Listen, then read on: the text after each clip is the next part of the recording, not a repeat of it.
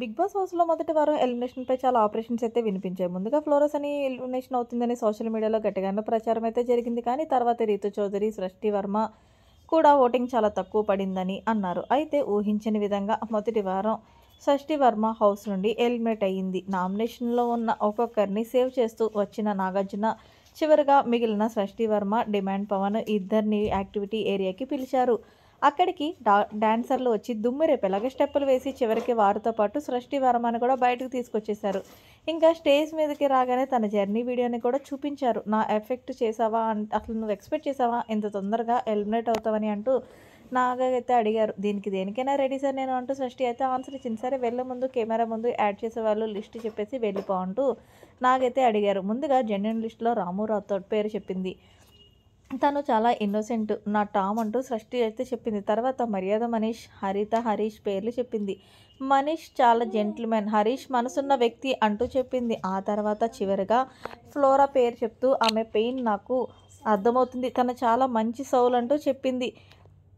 ఇక కెమెరా ముందు నటించి తర్వాత వేరేలా ఉండే వ్యక్తులు అనగా ఫస్ట్ రీతు చౌదరి పేరు చెప్పింది సృష్టి. తర్వాత తనుజ పేరు కూడా తీసింది. సంజన గారు ఎగ్ కొట్టేసినప్పుడు నేను డైరెక్ట్‌గా వెళ్ళి తనుజ అక్కనే అడిగా. కానీ నాకు తెలీదు అని ముఖం మీదే చెప్పింది. అలా నమ్మకం పోగొట్టుకుంది అంటూ సృష్టి అయితే క్లారిటీ ఇచ్చింది. ఆ తర్వాత వర్ణి పేరు చెప్పి ఎమోషనల్ అయింది సృష్టి.